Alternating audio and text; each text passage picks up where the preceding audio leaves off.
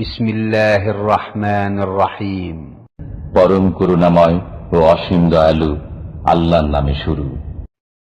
ومن أحسن قولا ممن دعا إلى الله وعمل صالحا وقال إنني من المسلمين.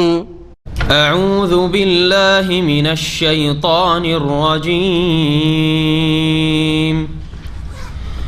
وقالت اليهود يد الله مغلولة غلت أيديهم ولعنوا بما قالوا بل يداه مبسوطتان ينفق كيف يشاء وليزيدن كثيرا منهم ما أنزل إليك من ربك طغيانا وكفرا وألقينا بينهم العداوة والبغضاء إلى يوم القيامة كلما أوقدوا نارا للحرب أطفأها الله ويسعون في الأرض فسادا والله لا يحب المفسدين.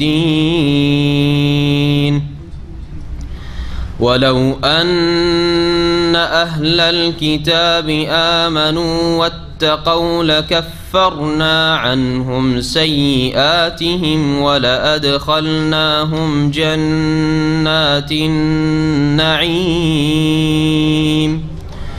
ولو أنهم أقاموا التوراة والإنجيل وما أنزل إليهم من ربهم لأكلوا من فوقهم ومن تحت أرجلهم منهم أمة مقتصدة وكثير منهم ساء ما يعملون.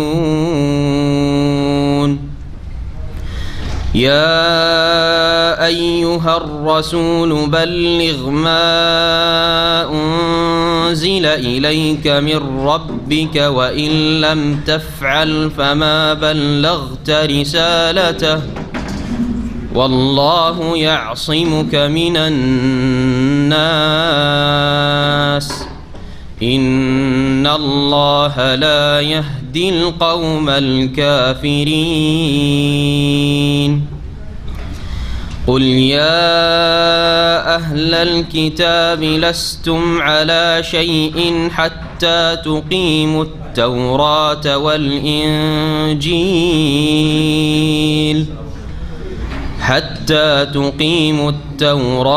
والإنجيل وما أنزل إليكم من ربكم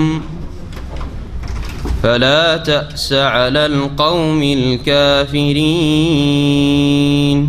قل يا أهل الكتاب لستم على شيء حتى تقيموا التوراة والإنجيل وما أنزل إليكم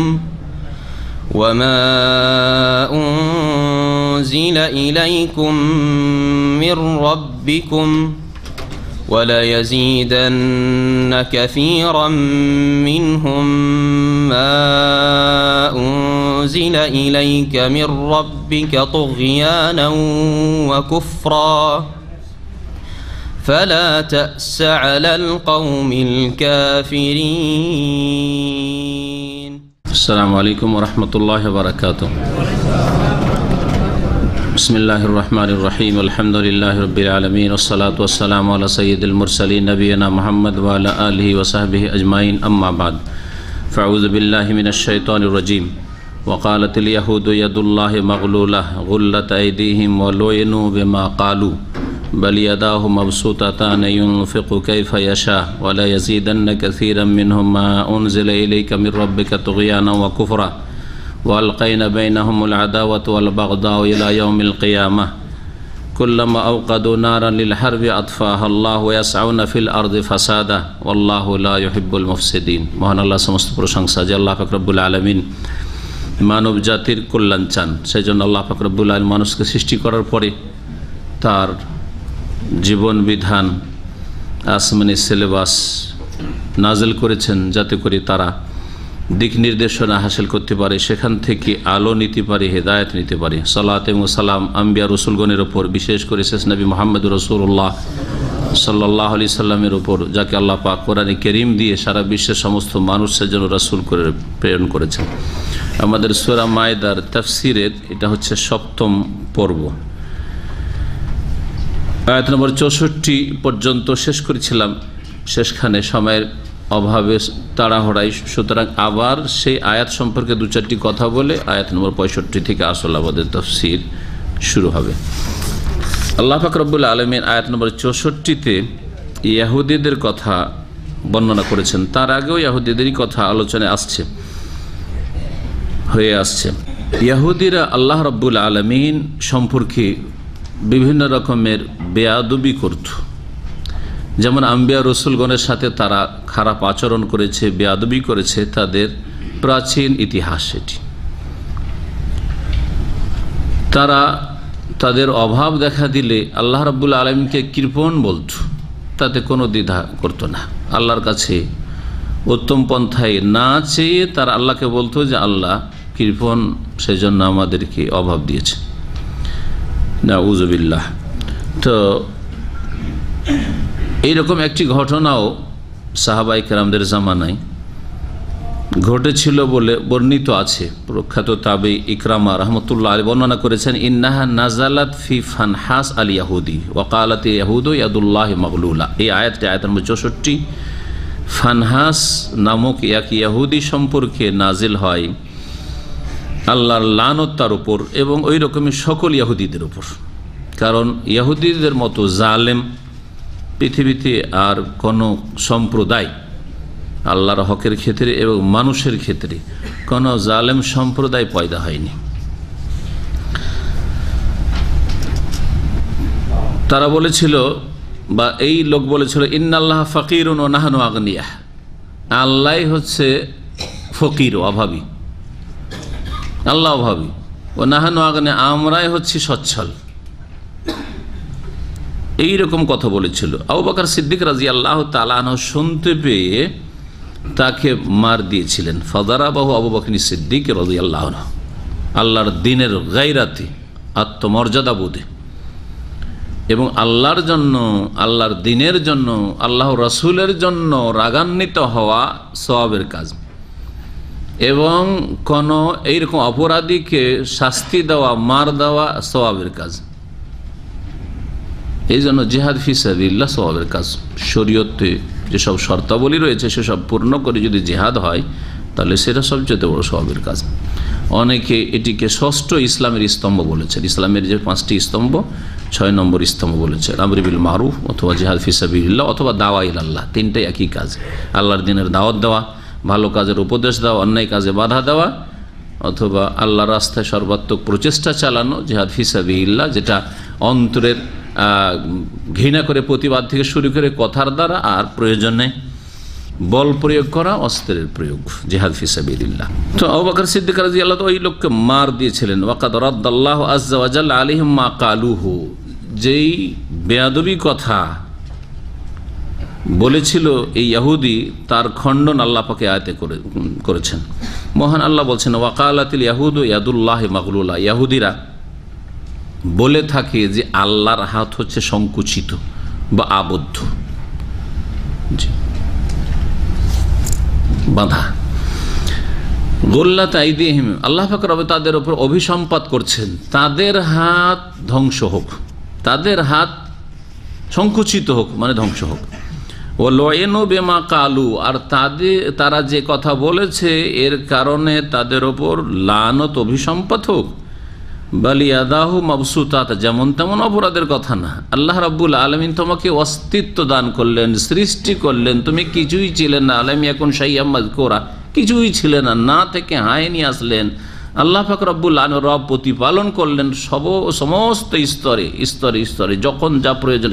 ওয়া আতাকুম মিন কুল্লি মা সাআল, যা তোমার চাহিদা প্রয়োজন, তোমার মায়ের পেটে আসা থেকে শুরু করে শেষ পর্যন্ত সব কিছুই আল্লাহ দিয়েছেন। আর তারপর আল্লাহকে বলবে যে আল্লাহ হচ্ছে কি ফকির, আমরাই হচ্ছি সচ্ছল, আল্লাহর হাত আবদ্ধ সংকুচিত, আল্লাহ কৃপণ, এইরকম কথা বলবে। ধ্বংস হোক এরা। আল্লাহ পাক রব্বুল আলামিনের লানত গজব রয়েছে এই ইহুদি জাতির উপর।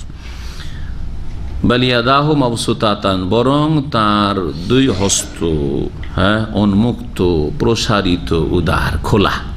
বাসাতে আবসত মানে খোলা। আল্লাহ রাব্বুল হাত প্রশস্ত, আর আল্লাহ দুই হাতের কথাও বলেছেন, তার মানে আল্লাহ রাব্বুল আলামিনের হাত আছে। এটি হচ্ছে আহলে সুন্নাত ওয়াল জামাতের আকীদা। কেউ যদি হাতকে অস্বীকার করে, আমি আল্লাহর হাত মানি না, সে কোরআন অস্বীকার করলো, কোরআনের একটি আয়াত অস্বীকার করলে সে মুসলিম থাকে না।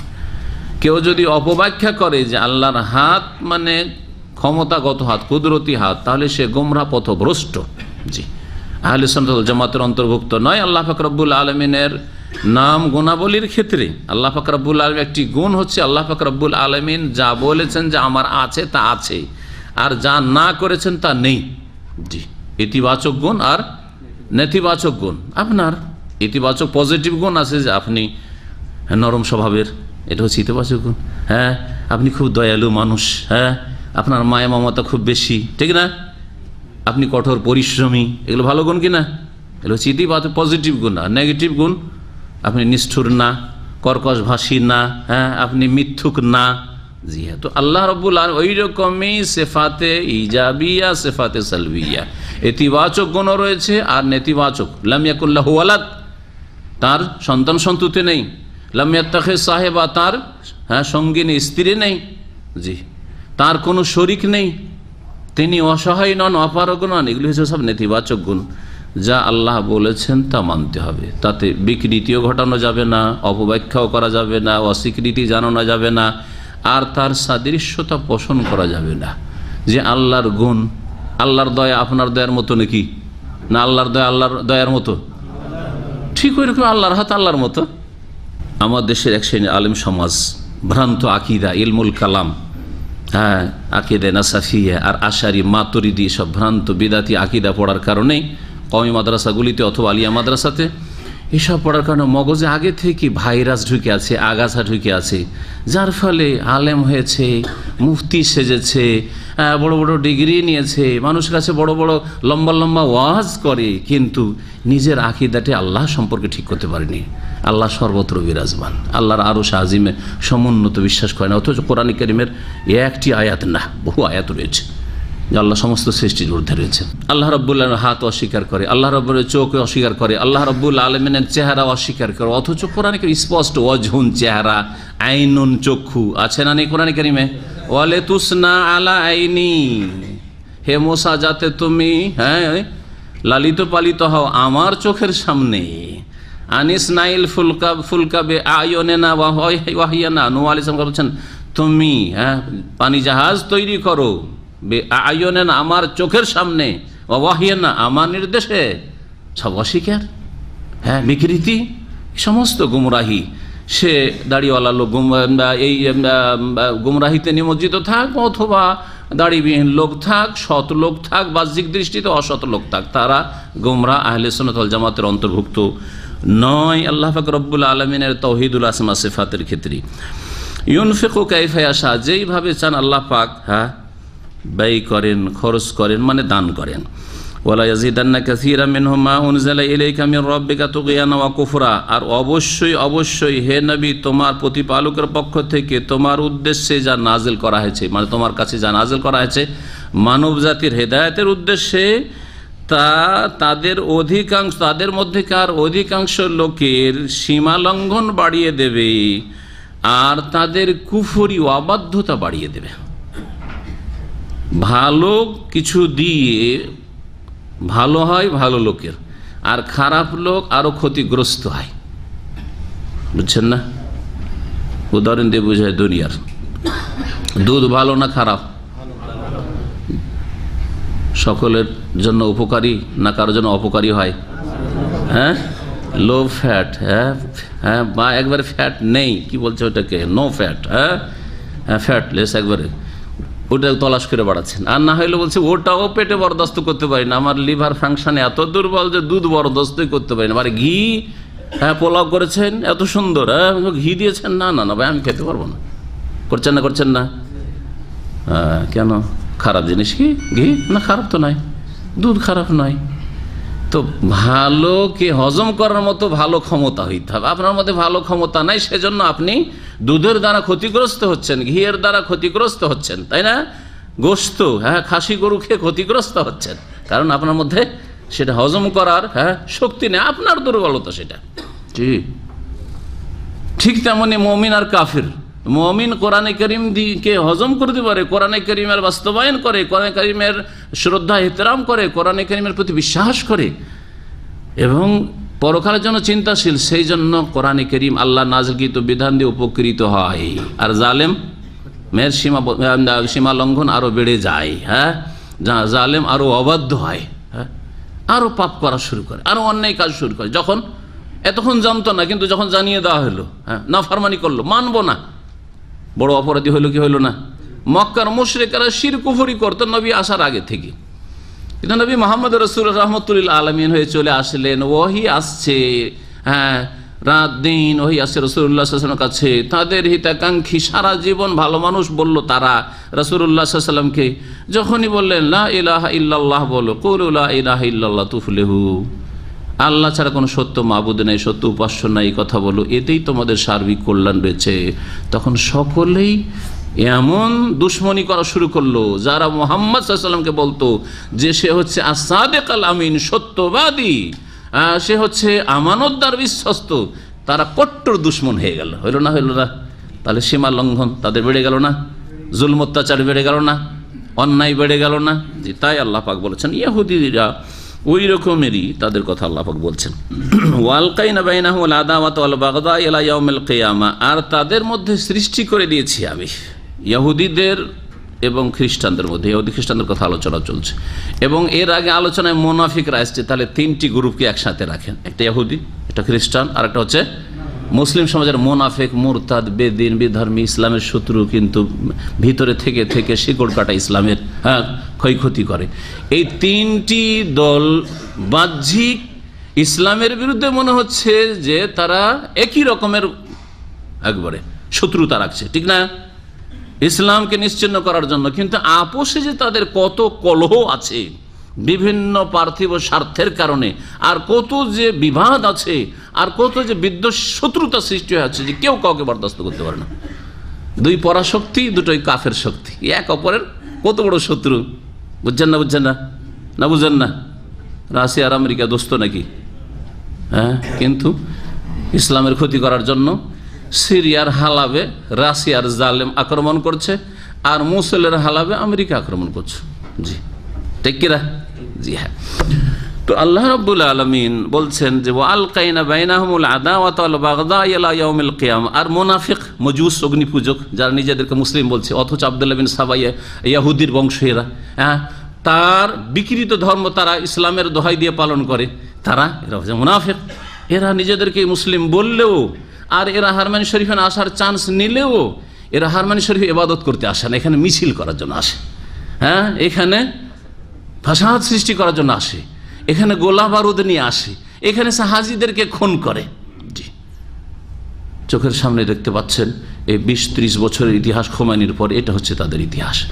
তো আল্লাহ রাব্বুর এদের মাঝে যদিও মনে হচ্ছে যে আহলে সুন্নাত ওয়াল জামাত এরা বড় শত্রুতায় এক হয়ে রয়েছে, কিন্তু আপোষে এত তাদের শত্রুতা রয়েছে, আল্লাহর পক্ষ থেকে তা সৃষ্টি করা হয়েছে ওয়ালকাইনা বাইনাহুমুল আদাওয়াত ওয়াল বাগদা ইলা ইয়াউমিল কিয়ামা, তাদের মাঝে আমি শত্রুতার বিদ্বেষ সৃষ্টি করে দিয়েছি, কিয়ামত পর্যন্ত এটা চলতে থাকবে, কিয়ামত অবধি।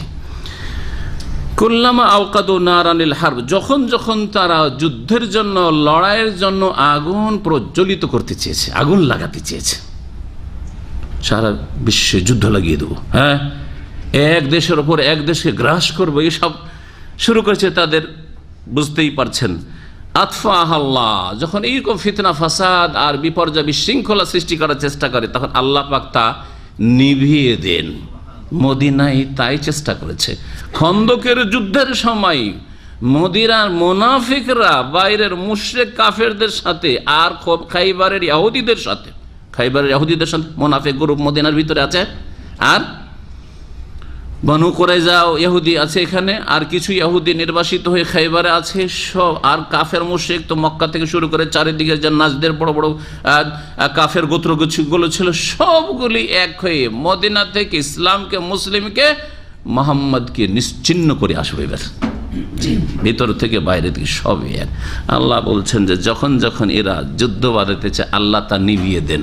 খন্দকের যুদ্ধ করতে চেয়েছিল, যুদ্ধকে এমন আল্লাহ ঝড় দিলেন আর এমন ঠান্ডা যে তাদের তামগুলো সব উড়ে গেল, আর এমন ধুলো আর অন্ধকার, চোখে মুখে ঢুকিয়ে কিছু দেখতেই পায় না, কোন দিকে পালাবে, দিশেহারা হয়ে সব ছিন্ন ভিন্ন হয়ে পালিয়ে গেল।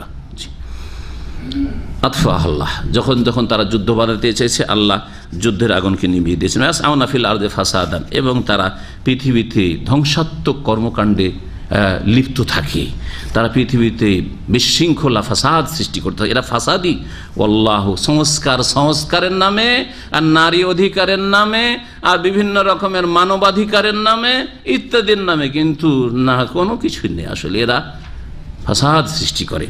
ওয়াল্লাহু লা ইউহিব্বুল মুফসিদিন, আল্লাহ পাক রব্বুল আলামিন বিশৃঙ্খলা সৃষ্টিকারী, বিপর্যয় সৃষ্টিকারী, ধ্বংসাত্মক কর্মকাণ্ডে জড়িত ব্যক্তিদেরকে ভালোবাসেন না, তাদের জন্য আল্লাহর আযাব রয়েছে।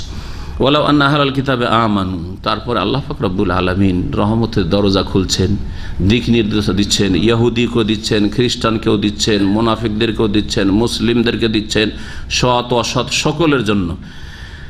আল্লাহ পাক বলছে ওয়ালাউ আন্না আহলাল কিতাব, যদি গ্রন্থধারীরা, ঐশী গ্রন্থে তো বহনকারীরা, অর্থাৎ ইহুদি এবং খ্রিস্টানরা, আমানু তারা বিশ্বাস স্থাপন করত, ওয়াত্তাকাউ আর তারা সংযত হয়ে যেত, আল্লাহকে ভয় করত, পাপ মুক্ত হয়ে যেত, লাকাফারনা আনহুম সাইয়্যাতিহিম, তাহলে তাদের গুনাহগুলিকে পাপগুলিকে মোচন করে দিতাম অবশ্যই। ওয়ালা আদখালনাহুম জান্নাতিন নাঈম, আর নিয়ামত ভরা জান্নাতে তাদেরকে দাখিল করতাম। আল্লাহ দরজা খুলছেন জান্নাতের, না আহলে কিতাব ইহুদি নাসারের সামনে, সকলের সামনে।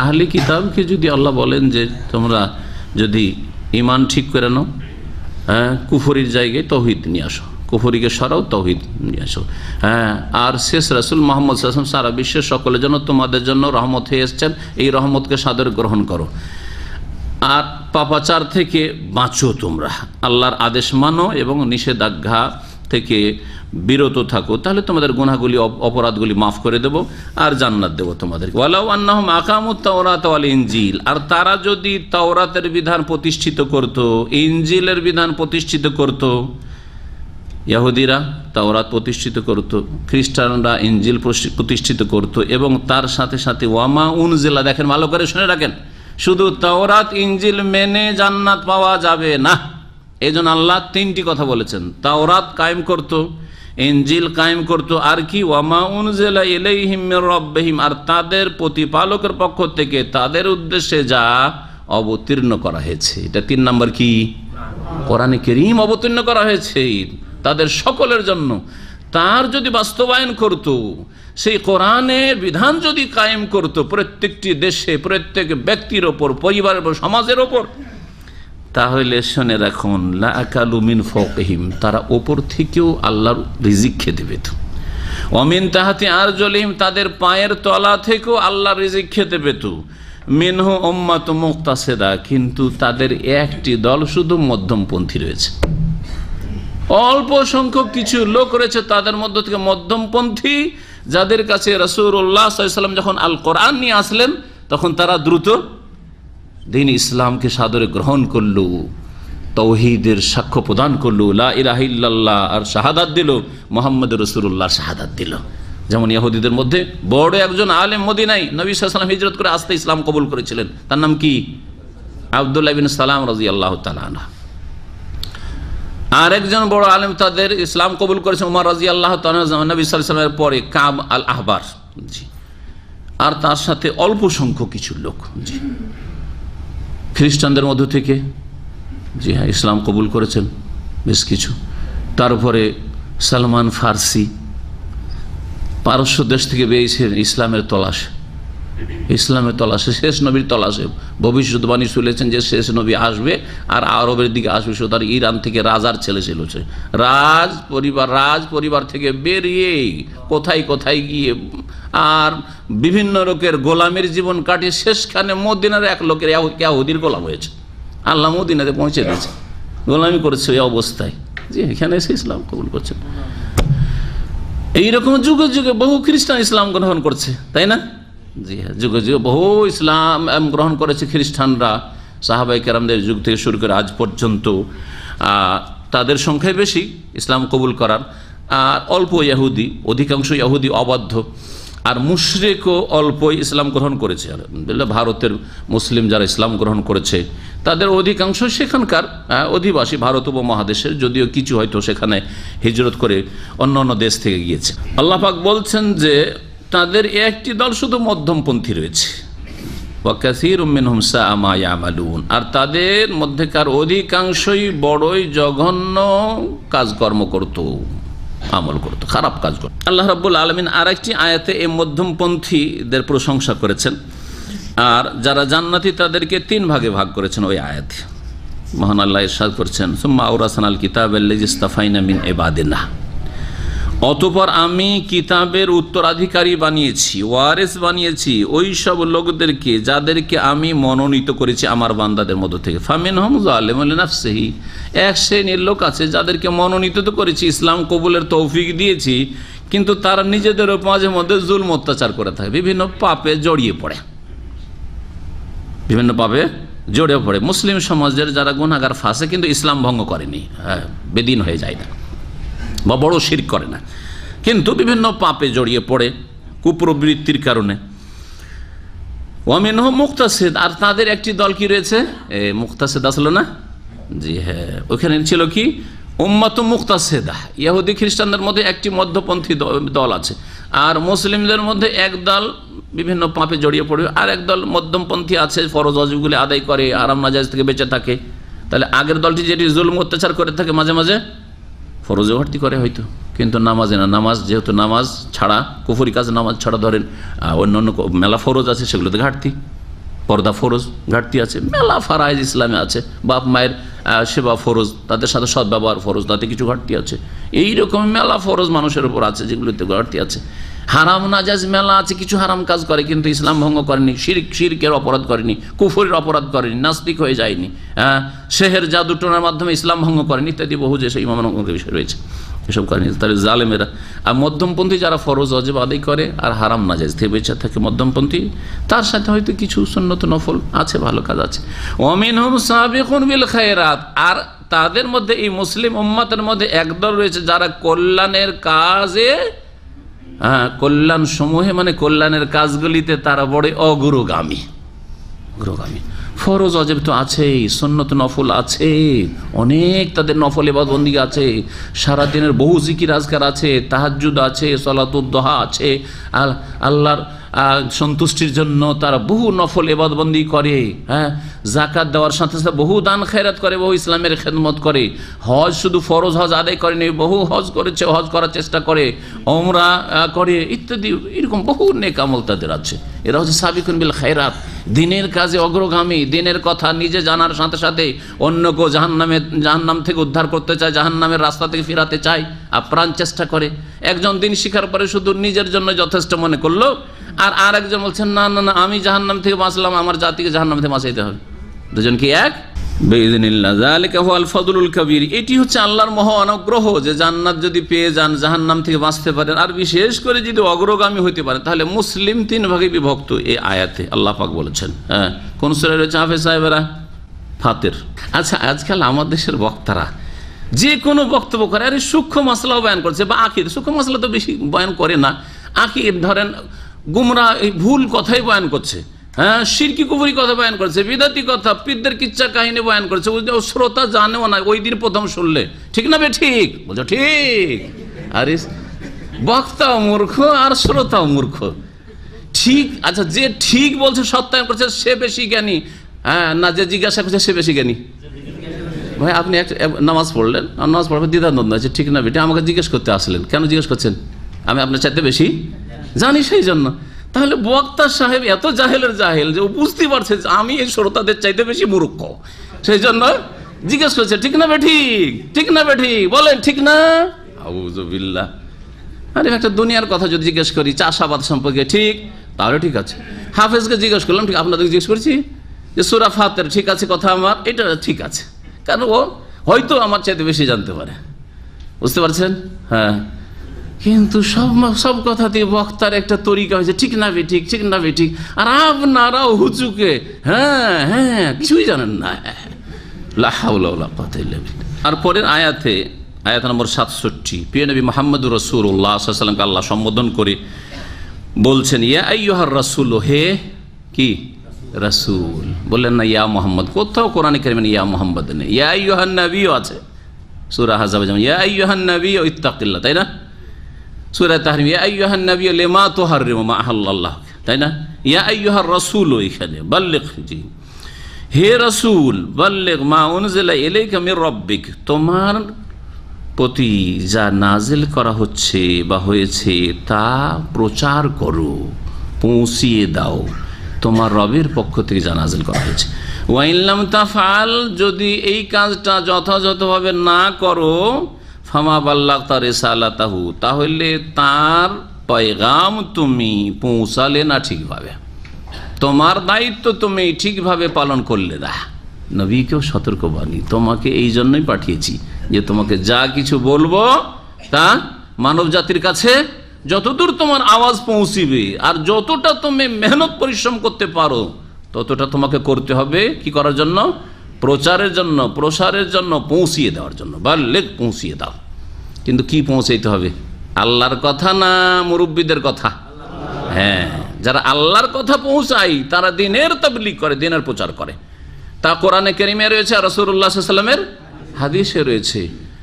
কিন্তু দু চারটি আয়াত, হ্যাঁ, নিজের যেগুলো মনোপুত সুবিধাজনক, আর দু চারটি হাদিস, তার সাথে জাল জয়ফর ছড়াছড়ি, আর তার সাথে বুজরুগানে মুরব্বিদের কিচ্ছা কাহিনীর কিতাব একটি তৈরি করে নিয়ে ওইটার নাম যদি বলেন যে তাবলীগ করছে মানুষকে, আর তারপরে নিজেও কিছু জানেন না যে মানুষকে পৌঁছাবেন।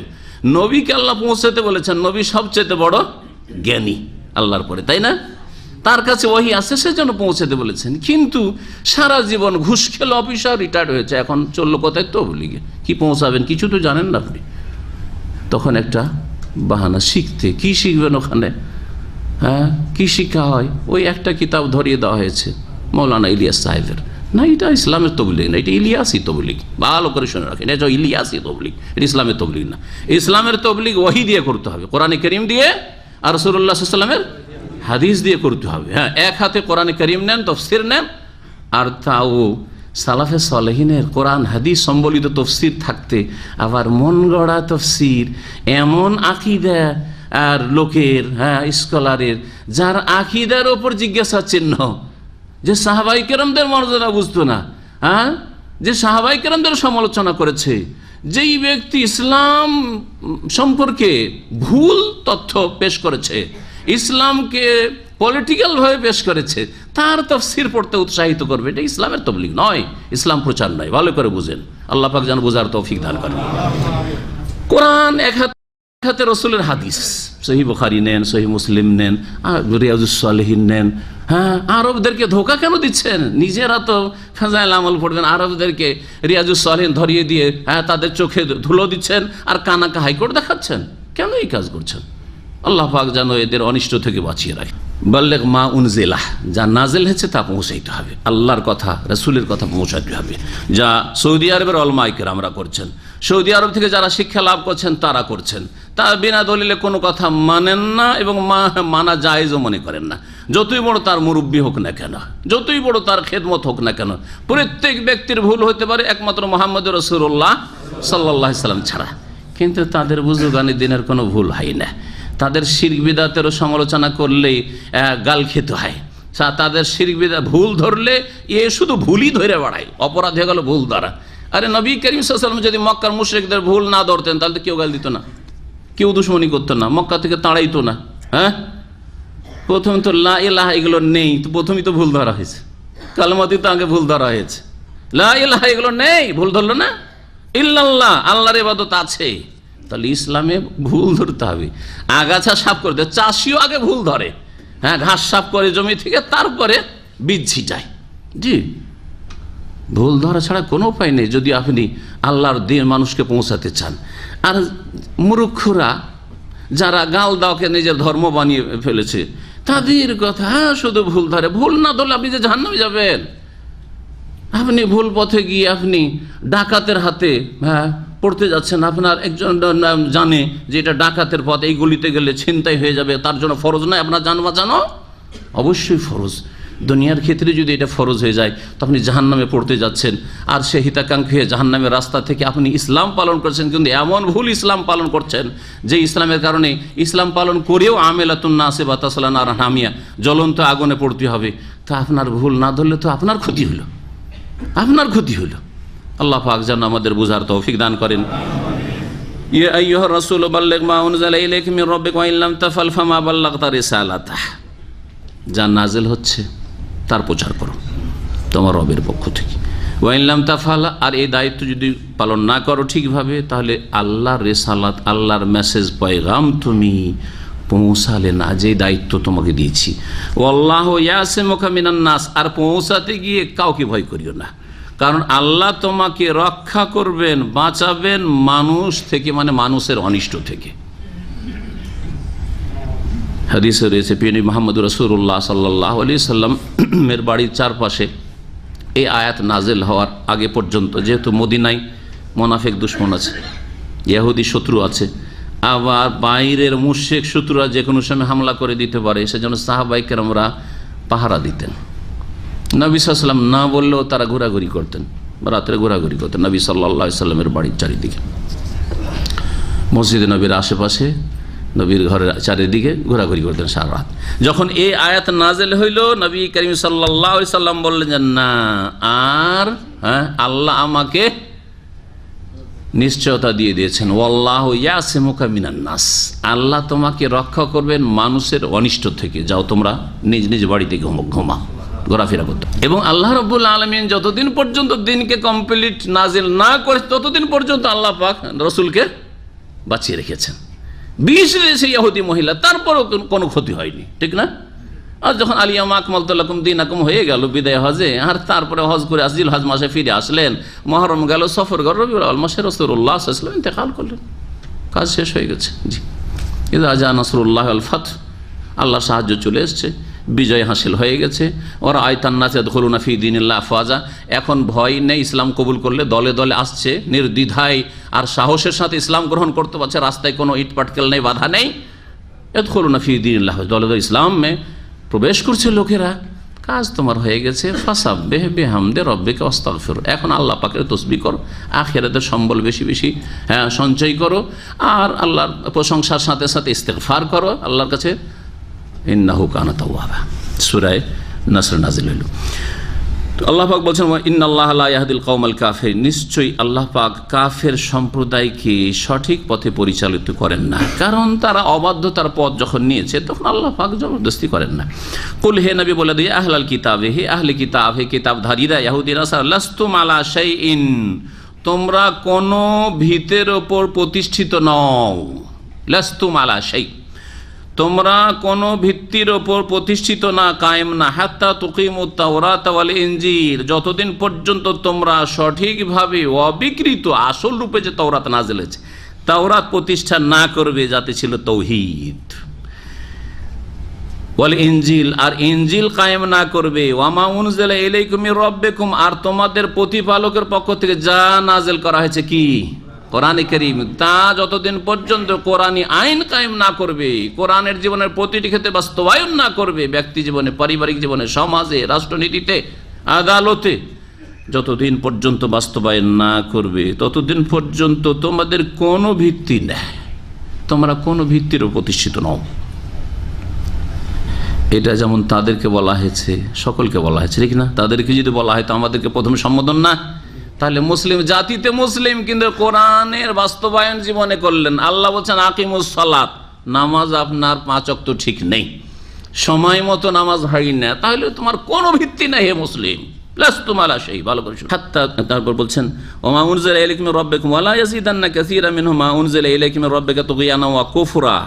হে নবী, তোমার রবের পক্ষ থেকে তোমার প্রতি যা নাজেল হচ্ছে তা তাদের অধিকাংশের সীমালঙ্ঘনকে, তুগয়ান সীমালঙ্ঘন, আর কুফরিকে বৃদ্ধি করবে।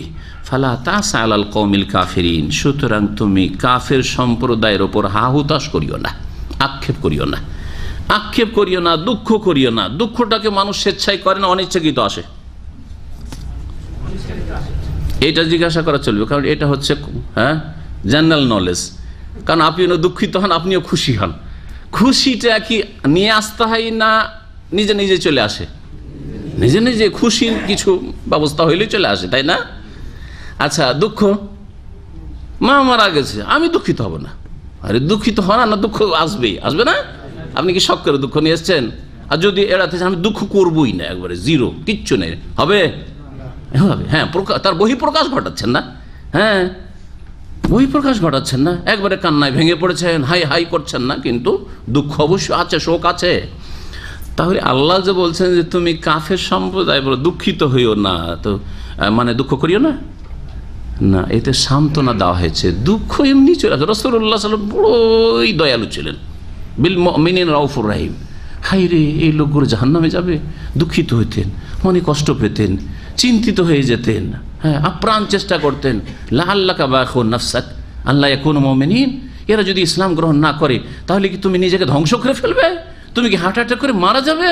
সান্ত্বনা দিচ্ছেন না। কেন কেন তুমি ভেঙে পড়ছো?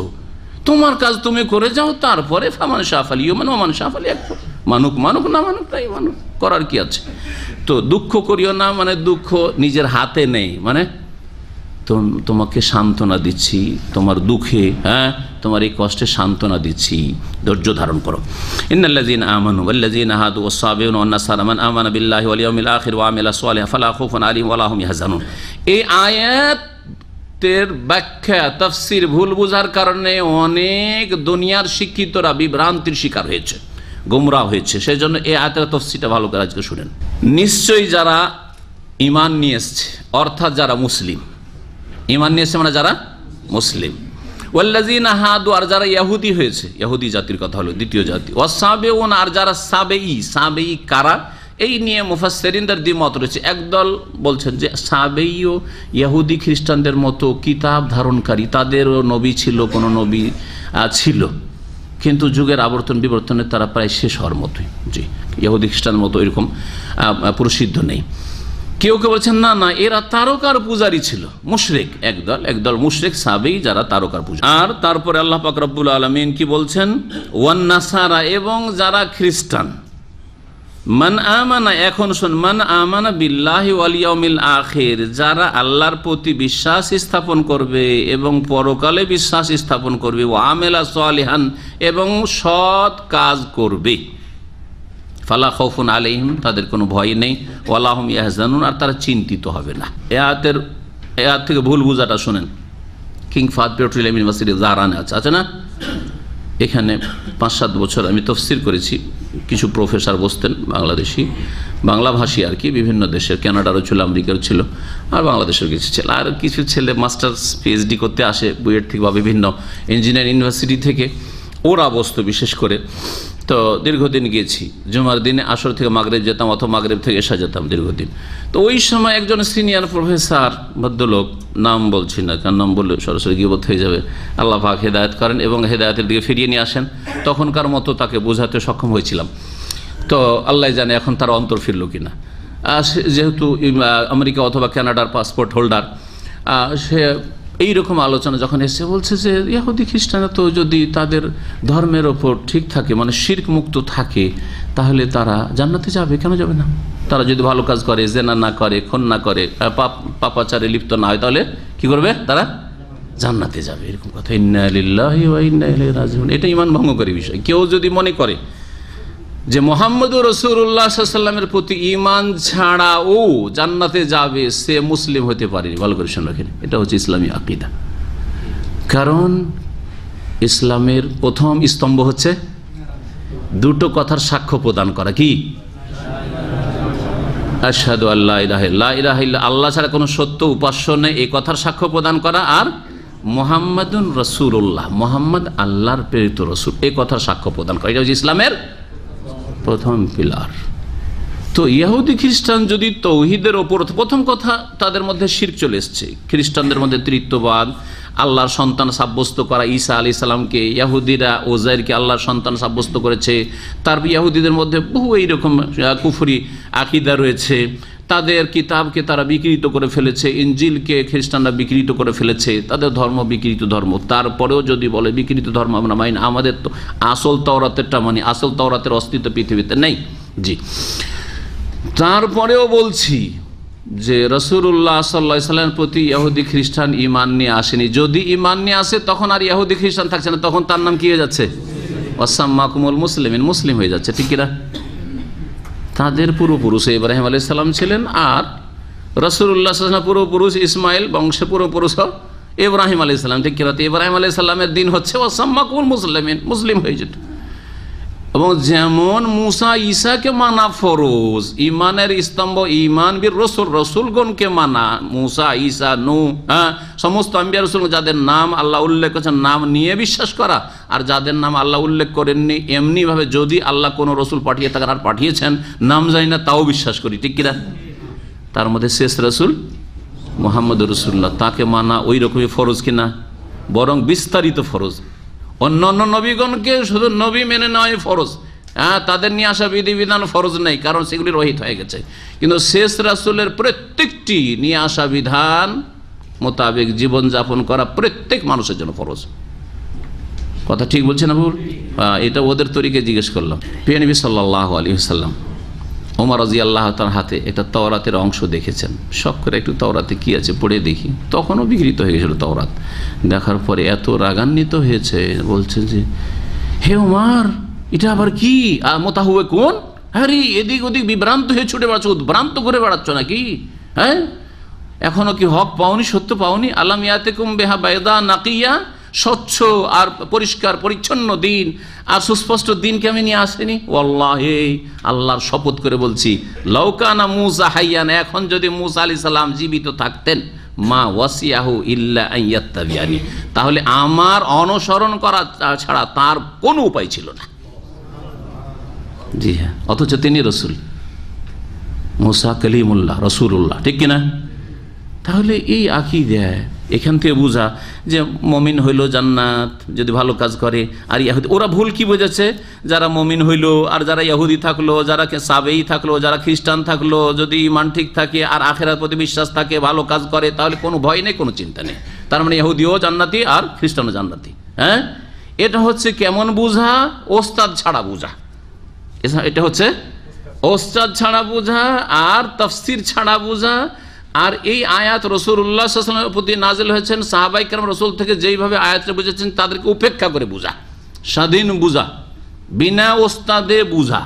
বিনা ওস্তাদে বুঝলে কি হয়? মেলা হাস্যকর গল্প আছে। তার মধ্যে একটি আছে, উর্দু পড়ায় আমাদের দেশের মক্তবগুলিতে, তাই না? তো জামাতে নামাজ পড়লে হালকা পড়তে হয় ইমামকে, ঠিক না? লিখা আছে উর্দুতে হালকি পড়ে, তো হায় জবর না দিয়ে জের দিয়ে দিয়েছে, দিয়ে পড়েছে जब इमामत करे জামাত কি ইমামত করে তো হিল কে পড়ে, কারণ ওস্তাদের কাছে পড়েনি উর্দু। হ্যাঁ, কি পড়ছে? হিল কে পড়ে। হিল কে মানে তখন জামাতে নামাজ শুরু করেছে, ইমাম আর ঝুঁকা শুরু করেছে। দেখছে আমাদের যুগের ঘটনা। এক ছাত্র जब मैयत को दफन करे, কি আছে? जब मैयत को दफन करे, ছেলেটি পড়ছে আমাদের যুগের ছেলে ছাত্র, जब मैयत कुदफन करे, কি পড়ছে? মাইয়াত কো দফন, কো আলাদা, মাইয়াত কে, কো মানে কে, তাই না? দফন করবে তখন কি পড়বে? বিসমিল্লাহ ওয়া আলা মিল্লাতি রাসূল, ঠিক না? কিন্তু পড়ছে जब मैयत कुदफन करे, তখন বলছে যে তাহলে তো এর মানে কি হয়? মাইয়াত আবার কি করে কুদাকুদি করে, মানে লাফালাফি, কুদফান তো বোঝেন মানে লাফালাফি, ফাল দেওয়া আর কি। মাইয়াত কি করে লাফালাফি করবে? বুঝতে পারছেন? তো এইরকম হইল অবস্থা যারা স্বাধীনভাবে কোরআন বুঝতে চায়। হ্যাঁ, জার্নাল লাইনে লেখাপড়া করেছে আর বলছে আমি কোরআনে তফসির করছি, টিভিতে তফসির করছি, আমি ওই আমার ছাত্রদের তফসির করছি, আমার সংগঠন লোকের আমরা তফসির করি। হাওলা কথা, ইসলাম জানতে হবে ইসলামের উৎস থেকে। হ্যাঁ, রাসূলুল্লাহ সাল্লাল্লাহু আলাইহি ওয়াসাল্লাম এই আয়াত বুঝেছেন, সাহাবারা কীভাবে বুঝেছেন, তাবেঈনরা কী তাফসীর করেছেন, হ্যাঁ, সালাফে সালেহিন কী তাফসীর করেছেন, ইমাম ইবনে কাসির কী তাফসীর করেছেন, ইমাম ইবনে জারির তাবরি কী তাফসীর করেছেন, ইমাম কুরতুবী কী তাফসীর করেছেন, সেগুলো দেখতে হবে। সবকে উপেক্ষা করে দেয়া কারো কথা আমি স্বাধীনভাবে বুঝবো, তাদের দশা এরকম হবে। তাহলে তাদের ভুল বুঝাটাকে স্পষ্ট করলে এখন সঠিক তাফসীর কি? যারা মুসলিম, ইন্নাল্লাযীনা আমানু মানে যারা জাতিতে মুসলিম আপনারা, আর যারা ইহুদি জাতিতে, যারা সাবেঈ জাতি, হ্যাঁ এইরকম যারা খ্রিস্টান জাতি, আল্লাহ বলছেন মান আমানা বিল্লাহি ওয়াল ইয়াউমিল আখির। অন্য আয়াতে রয়েছে মান আমান মিনহুম বিল্লাহি, সূরা বাকারাতে রয়েছে মান আমানা মিনহুম। তাদের মধ্য থেকে যারা সত্যিকার আল্লাহর প্রতি আর পরকালে ঈমান নিয়ে আসবে। আজকে বল অধিকাংশ খ্রিস্টান জগৎ যারা খ্রিস্টানদের সাথে বসবাস করেছেন তারা বস্তুবাদী, বস্তু ছাড়া কিচ্ছু বুঝে না, তারা আখিরাত পরকাল সম্পর্কে কোনো জ্ঞান রাখে না। তাহলে বস্তুবাদী নাস্তিক হয়, বস্তুবাদী আবার খ্রিস্টান হয় নাকি? কিন্তু জন্মসূত্রে খ্রিস্টান। যেমন আমাদের মুসলিম সমাজে যারা নাস্তিক, ইসলাম সম্পর্কে কিছুই জানে না, বরং ইসলামের বিরুদ্ধেও বলে অজ্ঞতার কারণে, তারা আসলে বস্তুবাদী। জাতিতে মুসলিম কিন্তু তারা বস্তুবাদী, হ্যাঁ, কমিউনিস্ট, আর না হলে বস্তুবাদী, আর না হলে সমাজবাদী, না হলে মাওবাদী, হ্যাঁ, মার্ক্সবাদী, বিভিন্ন বাদ বিশ্বাসী তারা, আসলে পুঁজিবাদী, সব বাদে বিশ্বাসী, ইসলামে বিশ্বাসী নয় তারা। মুসলিম একটি জাতি, ইহুদি একটি জাতি, সাবিয়া একটি জাতি, খ্রিস্টান একটি জাতি। মান আমানা বিনহুম বিল্লাহি ওয়াল ইয়াউমিল আখির, যারা ওদের মধ্য থেকে সত্যিকার আল্লাহর প্রতি ঈমান রাখবে, পরকালে বিশ্বাস করবে, যারা আল্লাহর পরকালে বিশ্বাস করে, আল্লাহর পাকড়াওকে ভয় করবে না, আল্লাহর সামনে হিসাব দিতে হয় ভয় করবে না, আখিরাতে বিশ্বাস করে আখিরাতে যেন প্রস্তুতি নেবে না, হ্যাঁ, আর আখিরাতে যেন প্রস্তুতি, আর ঈমানকে সুন্দর করা, ঈমানের কয়টি পিলার, ইসলামের কয়টি পিলার, এগুলি রাসূলুল্লাহ সাল্লাল্লাহু আলাইহি ওয়াসাল্লামের কাছ থেকে শিখতে হবে না? হ্যাঁ, তাহলে 5 ওয়াক্ত সালাত কায়েম করতে হবে না? কোন ইহুদি খ্রিস্টান 5 ওয়াক্ত সালাত আদায় করে? মুসলিমই করে না তো। হ্যাঁ, কোন খ্রিস্টান ইহুদি মুহাম্মদ রাসূলুল্লাহ শাহাদাত দান করে? তাহলে তারা কি করে এতে শামিল হবে? যারা তাদের মধ্য থেকে আল্লাহ পরকালে বিশ্বাসী, তার সাথে আরো বলছেন ওয়া আমিলা সালিহান, আর ভালো কাজ করে। ভালো কাজের দুটো শর্ত, নেক আমল হওয়ার জন্য কয়টা শর্ত? দুটো শর্ত। কি কি? এক, আল্লাহর জন্য হইতে হবে, আর শেষ রসুলের তরিকায় হইতে হবে। তাহলে ভালো কাজটির কোয়ালিটি কেমন হইতে হবে? আমার প্রিয় নবী মুহাম্মদ রাসূলুল্লাহ সাল্লাল্লাহু আলাইহি ওয়াসাল্লাম যেই তরিকার নামাজ পড়েছেন, যেই তরিকার ইসলাম পালন করেছেন, যেই রকম বিধিবিধান নিয়েছেন, সেই বিধিবিধান আপনাকে মেনে চলতে হবে। এটা হচ্ছে আমালে সালেহ। এটা যদি ইহুদির বাচ্চাও করে, খ্রিস্টানের বাচ্চাও করে, হিন্দুর বাচ্চাও করে, বুদ্ধিস্টের বাচ্চাও যদি এই আমল করে, তিনটি কাজ, আল্লাহর প্রতি ঈমান, পরকালের প্রতি ঈমান আর ভালো কাজ, এই দুটি শর্ত ভালো কাজের সংজ্ঞায় যদি ভালো কাজ করে, তাহলে ফালা খাউফুন আলাইহিম, ইহুদির সন্তানের কোনো চিন্তা নেই, খ্রিস্টানের সন্তানের কোনো চিন্তা নেই। কোন পরিবারে জন্ম নেয় সেটা দেখার বিষয় নয়।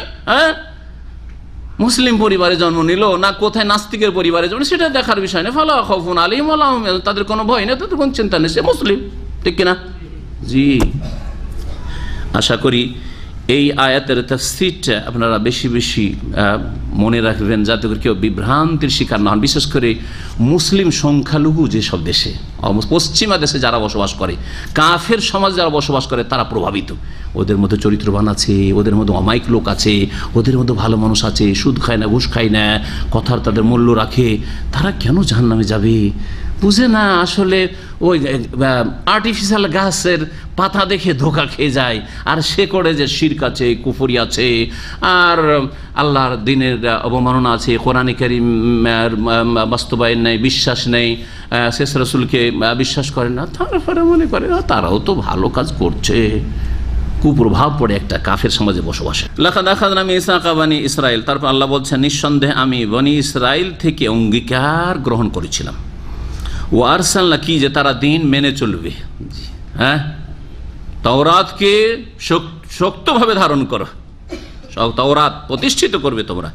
ও আরসালনা ইলাইহিম রাসূলা, এবং তাদের জন্য বহু রসুল প্রেরণ করেছিলাম, মুসা, ঈসা, এই জাকারিয়া, ইয়াহইয়া, আইয়ুব, ইউসুফ, ইউনুস, সব আম্বিয়া বনি ইসরাইল। কুল্লামা জাআহুম রাসূলুন, যখন যখন তাদের কাছে কোনো রাসূল এসেছে, বিমা লা তাহওয়া আনফুসুহুম, এমন কিছু নিয়ে যা তাদের মনোপুত না, লা তাহওয়া আনফুসুহুম, তাদের মনের উল্টো হয়, এটা মানা যাবে না, এটা কথা আপনার শোনা যাবে না। এইরকম যখনই হয়েছে, ফারিকান কাযাবু, তখন একদল নবীকে তারা মিথ্যা প্রতিপন্ন করেছে, অমান্য করেছে, ওয়া ফারিকান ইয়াকতুলুন, আর এক দলকে তারা হত্যা করেছে, খুন করেছে। আম্বিয়া রাসূলগণকে ইহুদিরা খুন করেছে। আল্লাহ পাক কোরআনে কারীমের একাধিক আয়াতে বলেছে, তার মধ্যে এটি একটি আয়াত, আয়াত নম্বর 70। ওয়া হাসিবু আল্লা তাকুনা ফিতনাহ, আর তাদের ধারণা, আল্লাহ পাক রব্বুল বলছেন যে এই ইহুদি খ্রিস্টানদের ধারণা যে আল্লাহ তাকুনা ফিতনাহ, তাদের ওপর শাস্তি নেমে আসবে না। ফিতনা মানে এখানে হচ্ছে আল্লাহর আযাব, আযাব আসবে না, তারা আযাবে শাস্তি তাদের উপর আপতিত হবে না। ফাআমু ওয়া সাম্মু, সুতরাং তারা অন্ধ হয়ে গেছে আর বধির হয়ে গেছে। আমা অন্ধ ব্যক্তি বলে, ওখান থেকে আমু ফেল ক্রিয়া, আর আসাম বহিরা লোককে, বধিরকে বলে, ওখান থেকে অসাম্মু। সুম্মা তাওয়াল্লাহু আলাইহিম, অতঃপর আল্লাহ তাদের তওবা কবুল করেছেন, তওবার তৌফিক দিয়েছেন, ফিরে এসছে যখন আল্লাহ তাদের সাদরে গ্রহণ করেছেন তওবা। সুম্মা আমু, তো সংশোধন, তওবা করার পরে এইরকম হয়েছে। আবার কি হয়েছে? আবার অন্ধ হয়ে গেছে, আবার বধির হয়ে গেছে। কাসীর মিনহুম, তাদের অনেকে, মুসলিম সমাজেও অনেকেই হেদায়েত হচ্ছে, আবার গোমরাহ হয়ে যাচ্ছে।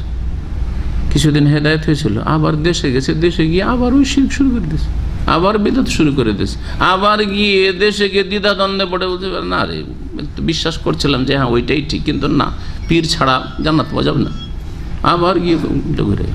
অনেকে নামাজ ধরছে কিছুদিনের জন্য, কিছু শোকের কারণে, বালা মুসিবতের কারণে হোক, অথবা ইসলামিক সেন্টারে এসে কিছুদিন নামাজ ধরেছে, তারপরে দেখা যায় আরে আবার ছেড়ে দিয়েছে নামাজ। আছে না, না এরকম আছে, অনেকে আছে, সহিহ আকীদা থেকে আবার বিভ্রান্ত হচ্ছে, বদনসিব। আর অনেকে সৎ জীবন থেকে অসৎ হয়ে যাচ্ছে, দিন শিখতো। আর এই লম্বা এক ছেলেকে দেখছে, এই লম্বা দাড়ি কিছুদিন দেখতাম, ইসলামিক সেন্টারে ঘুরতো, আর তার হঠাৎ করে একদিন দেখছি যে আরে ছেলেটা তো চেহারাটা ওইরকম লাগছে, দাড়ি নাই কেন, একেবারে কিছু নেই, দেশে গেছে সাপ। তো আমার দিকে দেখে চট করে চপটা ফিরিয়ে নিয়েছে। জি হ্যাঁ, পরে আবার কিছুদিন পরে দেখছি না একটু বড় হয়েছে, এখানে আসার পর দেখছেন না এখানে দাড়ি অনুকূলে পরিবেশ আছে, তখন দেখছেন না এখানে মান ইজ্জত বাঁচানো যাবে না, ছিছা অনেকে করেছে, আশেপাশে মহল্লায় বাস করতো ছেলেটা, তো আবার দাড়ি একটু বড় করেছে, কিন্তু আগের মতো আর। তো এইরকম বহু লোক গুমরাহির শিকার হচ্ছে। এই জন্য নবী কারীম সাল্লাল্লাহু আলাইহি ওয়াসাল্লাম বেশি বেশি দোয়া করেছেন কি, আল্লাহ মুকাল্লিবাল কুলুব সাব্বিত কলবি আলা দীনিক, আল্লাহ, হে আল্লাহ, হে অন্তরের হৃদয়ের আবর্তন বিবর্তনকারী, সাব্বিত কলবি আলা দীনিক, আমার অন্তরকে দিনের উপর প্রতিষ্ঠিত রাখো, অটল রাখো। এটা হচ্ছে বড় কথা। বড় কথা এই নয় যে কিছুদিন অনেক ভালো কাজ করেছেন, না, বড় কথা হচ্ছে যে একই কোয়ালিটির উপর, দিনের উপর ইস্তেকামা, সোজা পথে অবিচল থাকা, অটল থাকা জান্নাতের পথে। আল্লাহ পাক যেন আমাদের তৌফিক দান করেন। ওয়াল্লাহু বাসীরুম বিমা ইয়ামালুন, তারা যা কিছু করে তা সম্পর্কে আল্লাহ পাক সম্যক দ্রষ্টা। লাকাদ কাফারাল্লাযীনা ক্বালু ইন্নাল্লাহাল মাসীহু ইবনু মারইয়াম, এখান থেকে খ্রিস্টানদের কথা আল্লাহ পাক বয়ান করা শুরু করছেন। বলছেন নিঃসন্দেহে কাফের হয়েছে, ভালো করে শুনুন, আল্লাহ পাক বলছেন নিঃসন্দেহে কাফের হয়েছে। কারা? আল্লাযীনা ক্বালু, ওই সব লোকেরা যারা বলেছে ইন্নাল্লাহাল মাসীহু ইবনু মারইয়াম, আল্লাহ হচ্ছেন মারইয়াম তনয় মসিহ, মারইয়ামের পুত্র মসিহ ঈসা আলাইহিস সালাম হচ্ছেন কে? আল্লাহ। যিনি আল্লাহ তিনি মারইয়ামের পেটে এসেছেন,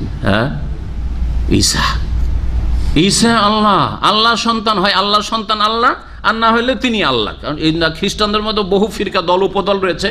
একদল বলে যে ঈসা আলাইহিস সালাম আল্লাহর পুত্র ইবনুল্লাহ, আর এক দল বলে না না না, আল্লাহ ঈসার রূপে পৃথিবীতে নেমে এসেছিলেন। আর এক দল বলে যে তিন খোদা, তিন এলাহ রয়েছে, আল্লাহ সালেসু সালাস আসছে। সবগুলিকে আল্লাহ কাফের বলে ঘোষণা করেছেন। তাহলে একটু আগে যে বললাম যে ভালো কাজ করলেই তাকে জান্নাতের সার্টিফিকেট দিয়ে দিবেন ইহুদি খ্রিস্টানকে, তো এরা কি এইসব আকীদায় বিশ্বাসী না? শিরকি কুফরি আকীদায়। আল্লাহ কি বলছেন তাদেরকে? আল্লাহ বলছেন লাকাদ কাফারাত, কাফের জান্নাত পাবে নাকি? লাকাদ কাফারাল্লাযীনা ক্বালু, ওই সব লোকেরা কাফের হয়েছে যারা বলেছে ইন্নাল্লাহুল মাসীহু ইবনু, আল্লাহ হচ্ছেন মরিয়ম পুত্র মসিহ। ওয়াকাল আল মাসীহ, অথচ মসিহ আলাইহিস সালাম বলেছিলেন ইয়া বানি ইসরাইল, হে আমার বংশ বনি ইসরাইল, ইসরাইল গোত্র বংশ, উবুদুল্লাহ রব্বি ওয়া রব্বাকুম, তোমরা এক আল্লাহর ইবাদত করো যিনি আমারও রব এবং তোমাদেরও রব, যিনি আমারও রব আর তোমাদের রব। এখানে একটু চিন্তা করেন যে ঈসা আলাইহিস সালাম কি বলছেন, কোন আল্লাহর ইবাদত করো? যে আল্লাহ রব্বি, আমার রব, আমার প্রতিপালক আর তোমাদেরও প্রতিপালক। ঈসা আলাইহিস সালাম বলছেন যে আল্লাহ কে? আল্লাহ আমার রব। আর খ্রিস্টানরা কি বলছে? যে ঈসা আলাইহিস সালামের বাপ। নাউজুবিল্লাহ, বলছে না? বলছে না? তাহলে ঈসার কথাটা ঠিক না এই খ্রিস্টানদের কথা ঠিক? বলেন বলেন, কোরআনের কথা শুধু না, ঈসা আলাইহিস সালাম বলছে রব্বি ওয়া রব্বাকুম, এখানে শুধু না, সূরা মারইয়াম আছে ওয়া ইন্নাল্লাহা রব্বি ওয়া রব্বাকুম ফাবুদু হাযা সিরাতুম মুস্তাকিম। এটাই হচ্ছে সরল পথ, এটাই হচ্ছে জান্নাতের পথ, যে আল্লাহ হচ্ছেন আমারও রব তোমাদেরও রব। ইন্নাহু মান ইউশরিক বিল্লাহ, আরো শুনে রাখো, নিশ্চয়ই যারা আল্লাহর সাথে শিরক করবে এবং শিরকের অবস্থায় মারা যাবে, ফাকাদ হারামাল্লাহু আলাইহিল জান্নাহ, তাদের ওপর আল্লাহ জান্নাতকে হারাম করে দিয়েছেন, জান্নাতকে নিষিদ্ধ ঘোষণা করেছেন। ওয়া মাওয়াহুন নার, এবং জাহান্নাম তাদের বাসস্থান। ওয়া মা লিয-যালিমিনা মিন আনসার, আর এইরকম জালেমদের কোনো সাহায্যকারী নেই। লাকাদ কাফারাল্লাযীনা ক্বালু, নিঃসন্দেহে কাফের হয়েছে ওই সব লোকেরা যারা বলে ইন্নাল্লাহা সালিসু সালাসা, আল্লাহ তিনের তৃতীয়, তিন খোদা রয়েছে, তিন এলা উপাস্য রয়েছে তাদের মাবুদ, এক হচ্ছে। আর এই যে সালেসো সালাসা, যেটাকে বলা হচ্ছে তৃতীয়বাদ, খ্রিস্টানদের একটা ভ্রান্ত আকীদা, বড় একটা দলের ক্যাথলিকদের, তো এরা যে বলছে আল্লাহ না তৃতীয়বাদে বিশ্বাসী, এদের মধ্যে আপোষে আবার দ্বন্দ্ব আছে, এই আপোষে দ্বন্দ্ব আছে। যেমন মুসলিম সমাজে সুফিদের মধ্যে আপোষে এত লড়াই আছে যে এক এক পীরের এক এক তরিকা, আর এক তরিকা আর এক তরিকার লোকে কাফের বলছে, বলছে না? বলছে না? কেন? চরমনাই তরিকার দেওয়ানবাগির তরিকা, ঠিক কিনা বলেন? লড়াই মারামারি হয়েছে কি হয়নি? পিটাপিটি, তা আপনারা জানছেন এগুলো বেশি, আপনাদের কাছ থেকে শুনি তো বলছি আমি, আপনাদের মতো অনেকের কাছ থেকে শুনে বলছি। তাহলে এরাও সুফি ওরাও সুফি, কিন্তু দেখেন কিরকম।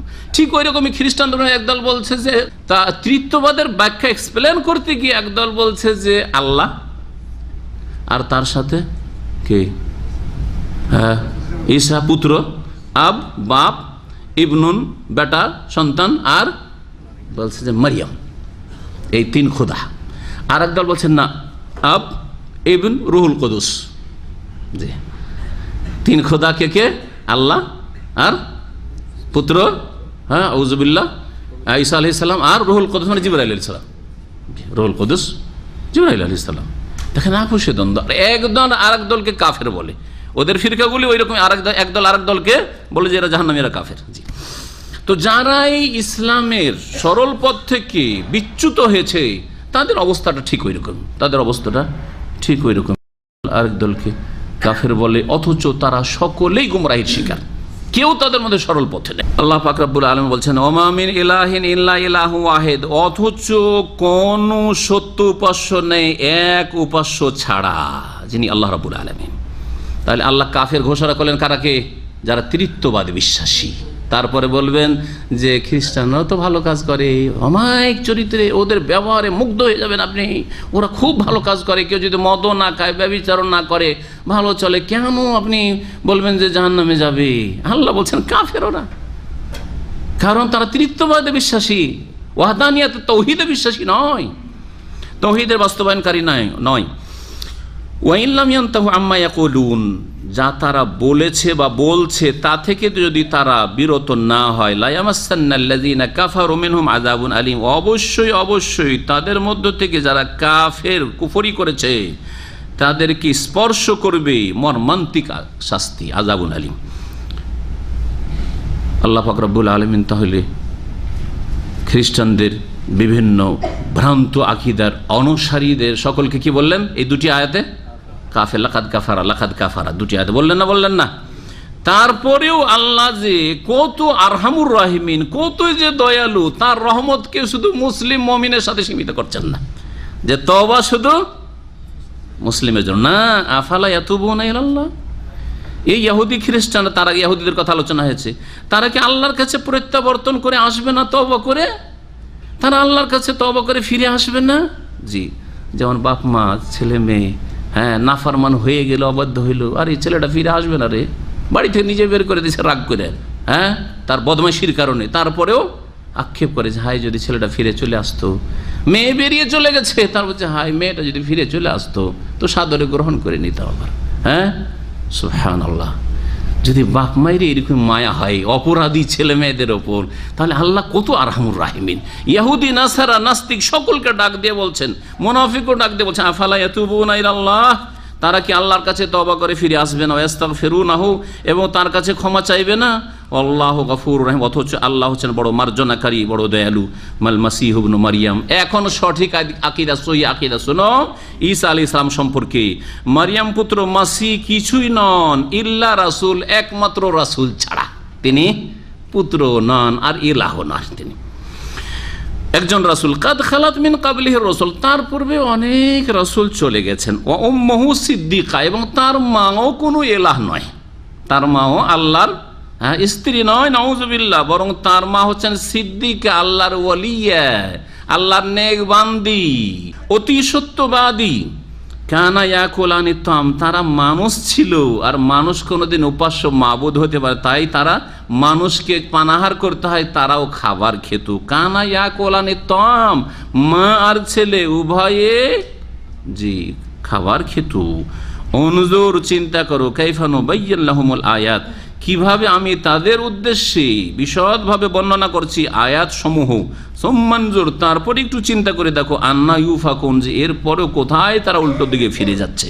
কুল, হে নবী বলে দাও, আতাবুদুনা মিন দুনিল্লাহ, তোমরা কি আল্লাহকে বাদ দিয়ে এমন কিছুর উপাসনা করবে, মা লা ইয়ামলিকু লাকুম দাররান ওয়ালা নাফা, যেগুলি তোমাদের ক্ষতি বা লাভের কোনো ক্ষমতা রাখে না, তাদের পূজা করবে? আরে দুর্গার পূজা করবে, দরগার পূজা করবে, ঈসাকে উপাস্য বানিয়ে দেবে? না না, এই কাজ করি না। আল্লাহু আস-সামিউল আলিম, আল্লাহ হচ্ছেন সর্বশ্রোতা, সবকিছু শোনেন, আল আলিম, সর্বজ্ঞ, সবকিছুই তিনি জানেন।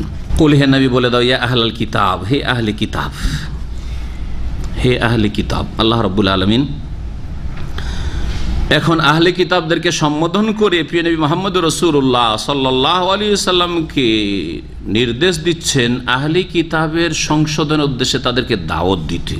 হে আহলে কিতাব, লা তাগলু ফি দীনিকুম, তোমাদের ধর্মের ক্ষেত্রে তোমরা বাড়াবাড়ি করিও না।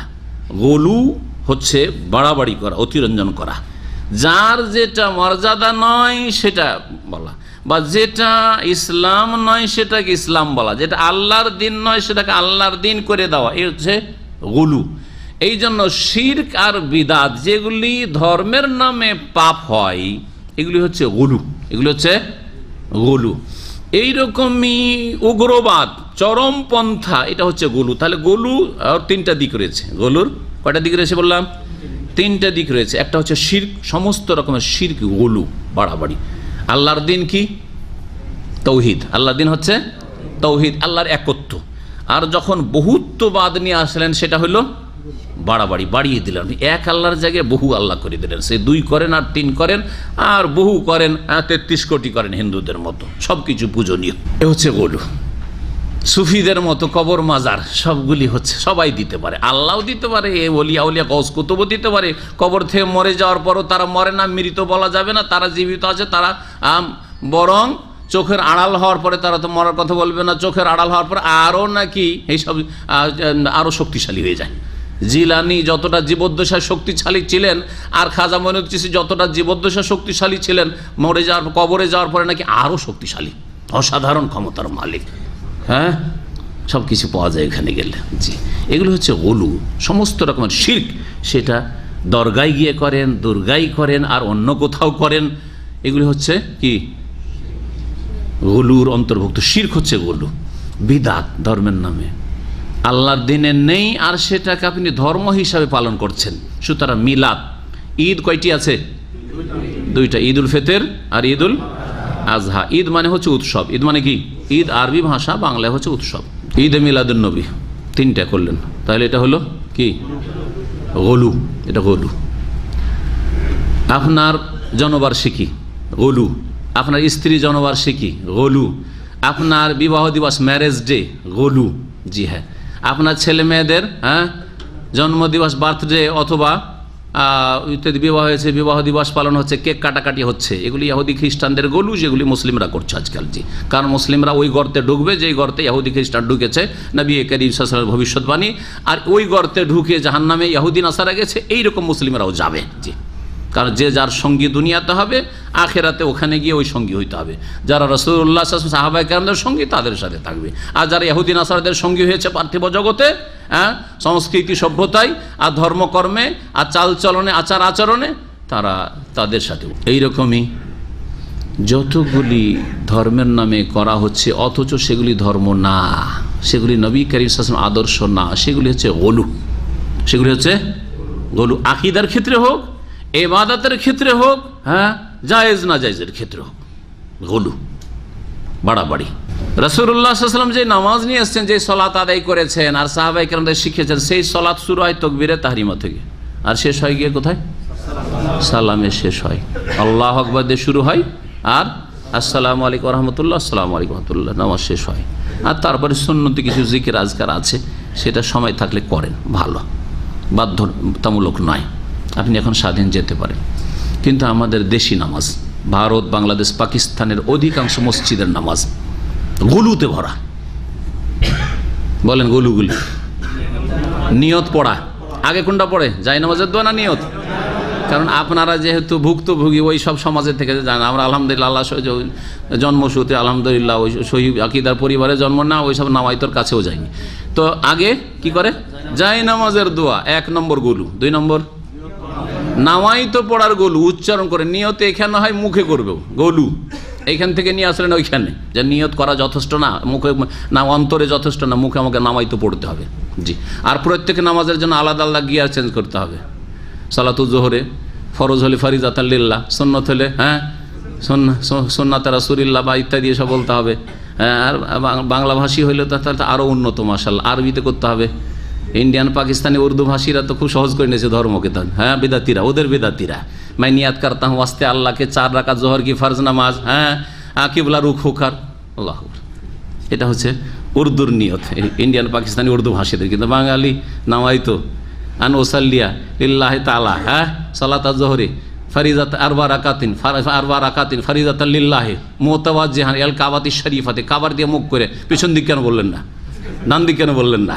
ইয়াসার, বাম দিক কেন বললেন না? ফৌক আসামা, উপরে, তাহাত আল আরদ, এইসব কেন বললেন না?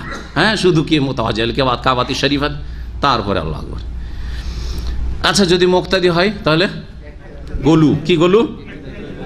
ইখতিদা তো বেহাজাল ইমামের গলু, আর ইমাম হইলে ইমামের গলু, আনা ইমামুল লিমান হাজারা ওয়াল্লাম ইয়াহজুরুল গলু, আরও গলু। নবী করিম সাল্লাল্লাহু আলাইহি ওয়াসাল্লামের সাহাবী আব্দুল্লাহ বিন উমর বলছেন যে আমরা হাজওয়া মানকাবাই, কাঁধ পর্যন্ত হাত উঠাইতাম।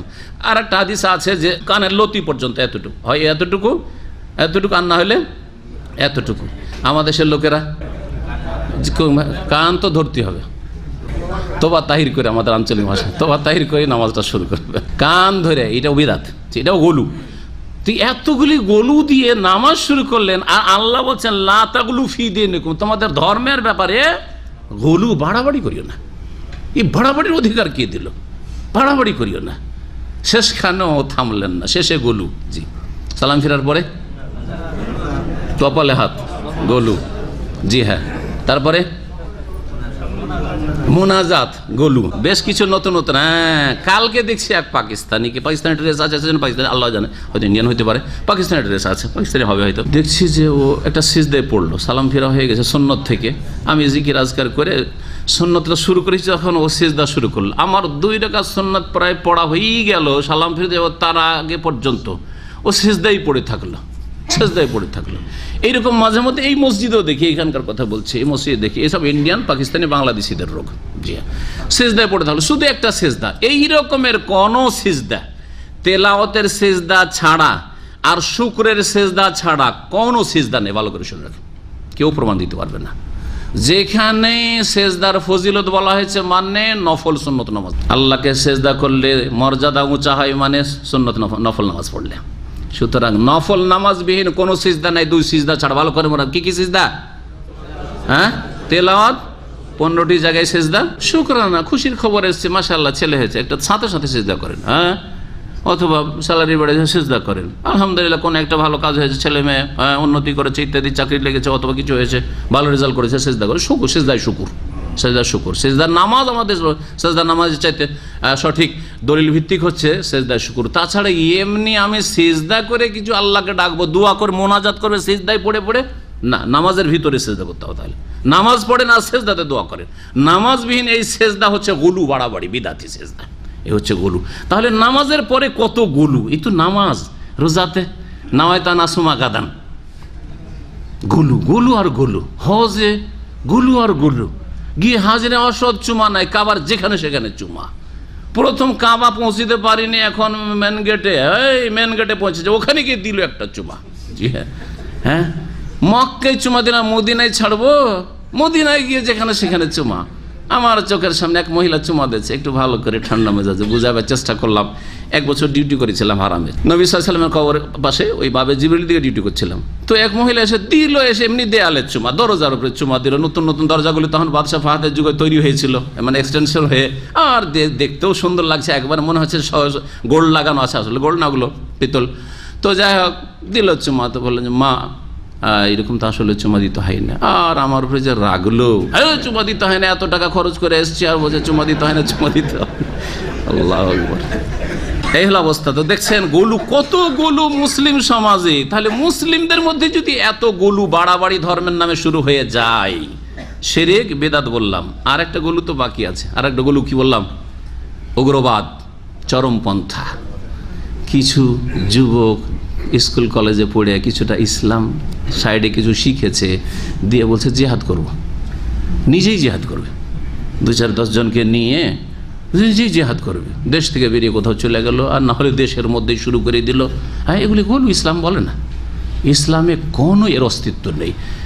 1400 বছরের ইতিহাসে, জি, যখন যে খালিফা থেকেছেন, খালিফাকে না জানিয়ে, খালিফার বিনা অনুমতিতে কোনো সাহাবী পর্যন্ত জিহাদের জন্য যাননি। আবু বকর যতদিন খলিফা থেকেছেন, ওমর রাদিয়াল্লাহু তাআলা পর্যন্ত জিহাদের ঘোষণা করেননি। ওমর যখন খলিফা থেকেছেন, উসমান, আলী কেউ জিহাদের ঘোষণা করেননি।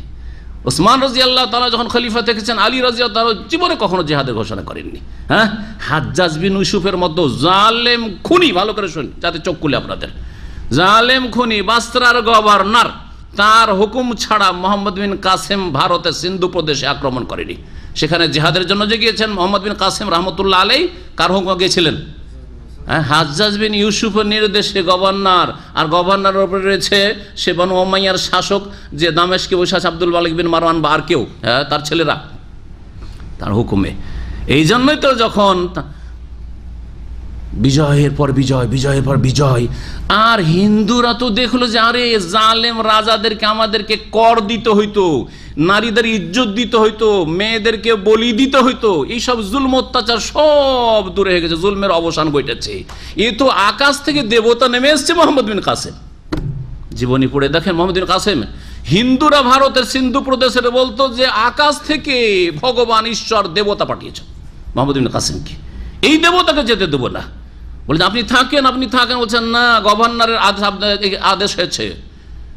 এক খলিফা মরার পরে আর এক খলিফা হয়েছে, হ্যাঁ, সম্ভবত সুলাইমান বিন আব্দুল মালিক অথবা আর কেউ, আব্দুল মালিকের আর এক ছেলে। এর আক্রোশ ছিল মোহাম্মদ বিন কাসেমের ওপর। ফিরিয়ে ডাকলো, ফেরত এসো তুমি। আরে ওখানে জিহাদ চলছে, আলহামদুলিল্লাহ, ওখানে ইসলাম প্রচার হচ্ছে, সারা গোটা ভারত মুসলিম হয়ে যেত যদি সেই সময় ছেড়ে দেওয়া হইতো। কিন্তু আল্লাহ পাকের ফয়সালা নেই, আর কিছু আছে এই হেকমতেই, এই জালেম শাসক ফিরে আসো, গো ব্যাক। ফিরে চলে আসলো, তাকে খুন করে দিল। মোহাম্মদ বিন কাসেম রহমতুল্লাহ আলীকে, এই যুবক মুজাহিদকে খুন করে দিল। এই করেনি, বিদ্রোহ ঘোষণা করে, আর আমি যাব না, চলে এসছি, আর যাব না, এখানে আমি একটা বিশাল একটা সুযোগ সুবিধা পেয়ে গেছি, আর ইসলামের প্রচার, আসলে ইসলামের প্রচার হচ্ছিল। তারপরেও এটাকে অজুহাত বানিয়ে শাসকের বড় খেলাফ, বিরুদ্ধাচরণ করে কোনো কিছুই করেনি, ফিরে এসছেন। জালেম খুন করেছে, তার শাস্তি পাবে যদি আল্লাহ ক্ষমা না করেন। আর যিনি মজলুম হয়ে নিহত হয়েছেন, সে আল্লাহ পাক যেন তাকে শাহাদাতের মর্যাদা দান করেন। জি হ্যাঁ, এ হচ্ছে ইসলাম, এ হচ্ছে জিহাদ ফি সাবিলিল্লাহ। হ্যাঁ, জিহাদ ফি সাবিলিল্লাহ মানে মুফতি বেরিয়ে যাবে, হ্যাঁ, জিহাদের কথা বলে জেল খাটবে, এইটা ইসলাম নয় আসলে। আল্লাহ পাক হেদায়েত দান করেন এদেরকে, আল্লাহ পাক এদের হেদায়েত দান করেন, এবং এই উগ্রবাদী চরমপন্থীদের অনিষ্ট থেকে আল্লাহ পাক মুসলিমদেরকে রক্ষা করেন। তাহলে গোলু আশা করি বুঝতে পারলেন, গোলু তিনটা দিক আছে। এই তিন গুমরাহি থেকে বাঁচতে, ধর্মের নামে গুমরাহি, শিরিক থেকে, বিদআত থেকে, উগ্রবাদ থেকে। লা তাগলু ফি দীনিকুম গায়রা, মধ্যমপন্থী মুসলিম হবেন, আল্লাহর ফরজ ওয়াজিব আদায় করবেন তৌহিদের সাথে, সুন্নতের সাথে, হারাম নাজায়েজ থেকে বেঁচে থাকবেন তৌহিদ সুন্নতের সাথে। এটা হচ্ছে দ্বীন ইসলাম। আপনাকে যতটা দায়িত্ব দেওয়া হয়েছে সেটা পালন করবেন, আপনি অন্যের দায়িত্ব কেড়ে নেবেন না। চোরের হাত কাটতে হবে, এটা তফসির করা আমার কাজ, কিন্তু চোরের হাত কাটতে হবে, কাটাটা আমার কাজ, এটা শাসকের কাজ। তফসির করেছি না করি না? তফসির আমি করেছি, কিন্তু আমার সামনে যদি চোর ধরা পড়ে আমি কাটবো নাকি? অপরাধী, আমি উগ্রবাদী, আমার এটা কাজ না, এটা শাসকের কাজ।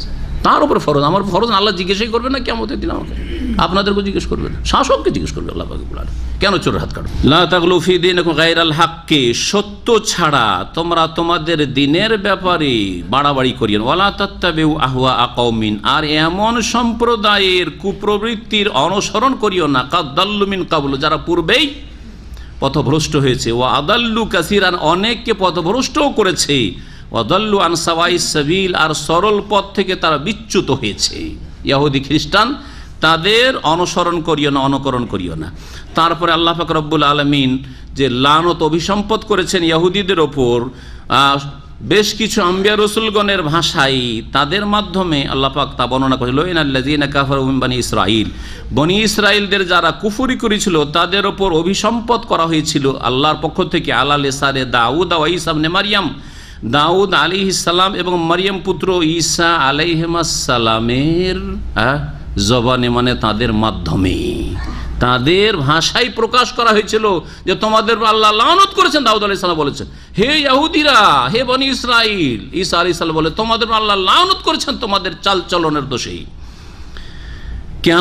কেন লানত হয়েছিল?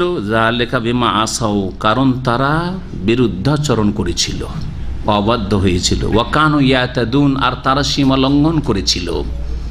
এখন সীমা লঙ্ঘন আর বিরুদ্ধাচরণ পার্থক্যটা কি, বা তফসির কি? তফসিরটা খেয়াল খুশি করলে হবে কি, মুফাসসিরিনগণ যেভাবে তফসির করেছেন করতে হবে। প্রসিদ্ধ তফসির হচ্ছে যে আসাও ইসিয়ান থেকে নাফরমানি করা, বিরুদ্ধাচরণ। বিরুদ্ধাচরণ মানে আল্লাহ রাব্বুল আলামিন যে ফরজ করেছেন সেই ফরজে ঘাটতি করা। বিরুদ্ধাচরণের আর একটি দিক হচ্ছে আল্লাহ যা নিষেধ করেছেন, যেসব কথা কাজ থেকে হারাম করেছেন, নাজায়েজ করেছেন, সেগুলির কোনো কিছুতে লিপ্ত হওয়া, এটা হচ্ছে এসিয়ান, নাফরমানি করা, বিরুদ্ধাচরণ করা। আর ইয়াতাদুন, সীমালঙ্ঘন করা মানে শিরিক করা, বিদআত করা, ধর্মের নামে সীমালঙ্ঘন। আল্লাহ বলছেন এখান পর্যন্ত দিন, বলছেন না আমার।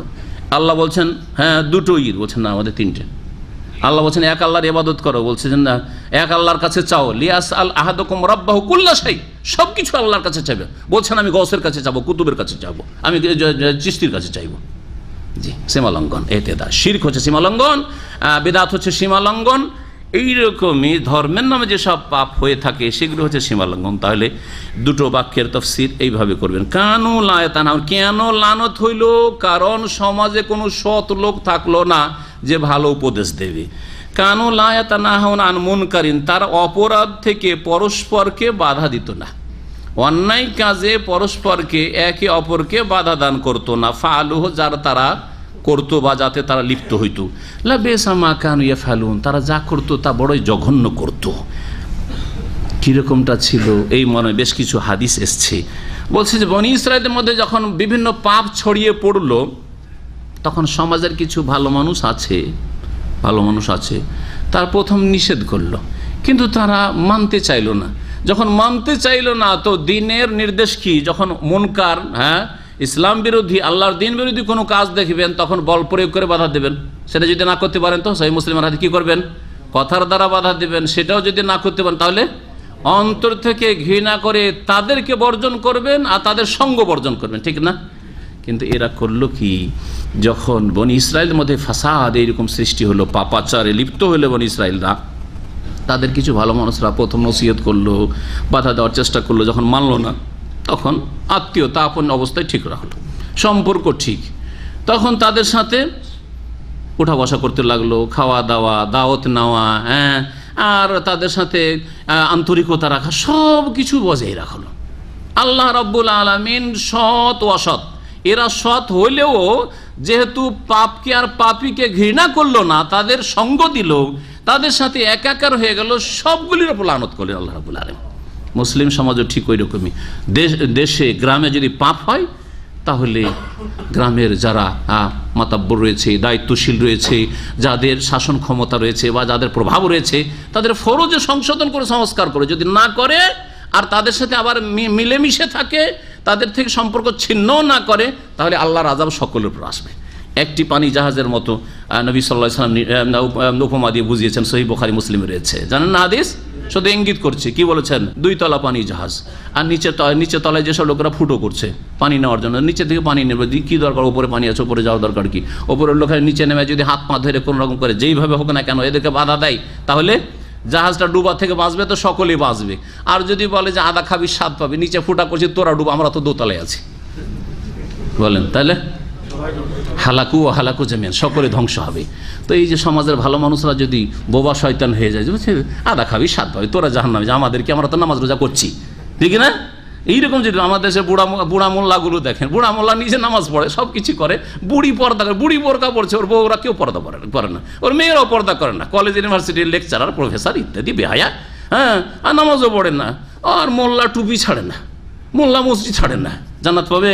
না না না, সব ধ্বংস হবে, সব ধ্বংস হবে, হালাকু জামিয়া, সব ধ্বংস। তারা কাসীরাম মিনহুম, আল্লাহ বলছেন তাদের অনেককে তুমি দেখতে পাবে, ইয়াতাওয়াল্লাউনাল্লাযিনা কাফারু, তারা কাফেরদের সাথে বন্ধুত্ব রাখে।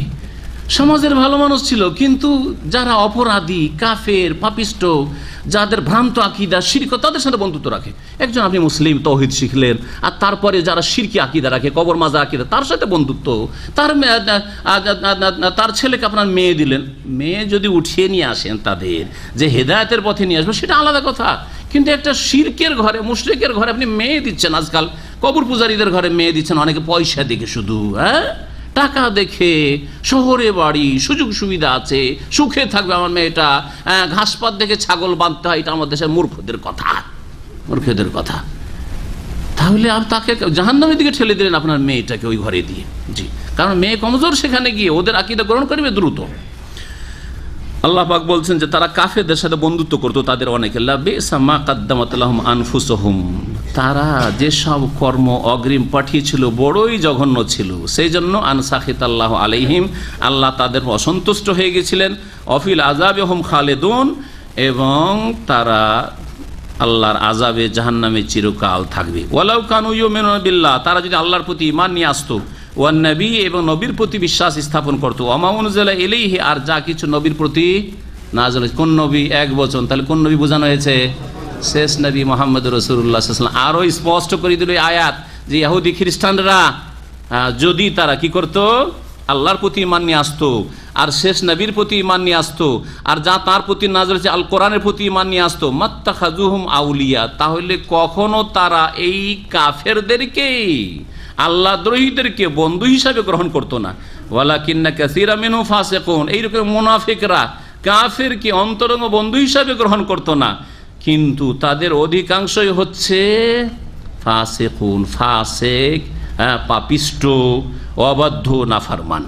এখানে আজকের তাফসীর শেষ করছি, আর বাকি ইনশাআল্লাহ তাআলা 3টি পর্বে আমাদের তাফসীর ইনশাআল্লাহ তাআলা সূরা মায়েদার শেষ হয়ে যাবে। আল্লাহ পাক যেন তৌফিক দান করেন, আল্লাহ পাক দ্বীন শিখার তৌফিক দান করেন, কোরআন বুঝার তৌফিক দান করেন, কোরআন মোতাবেক জীবনযাপনের তৌফিক দান করেন, কোরআনের দিকে আল্লাহ পাক মানব জাতিকে দাওয়াত দেওয়ার তৌফিক দান করেন। আল্লাহ সমস্ত বালা মুসিবত থেকে আমাদের হেফাজতে রাখেন। আল্লাহ পাক রব্বুল আলামিন সঠিক দিন জেনে তার বাস্তবায়নে তৌফিক দান করেন। আল্লাহ পাক আমাদের যেন রাজি হয়ে যান। আল্লাহ পাক রব্বুল আলামিন জাহান্নামের আযাব থেকে আমাদের রক্ষা করেন।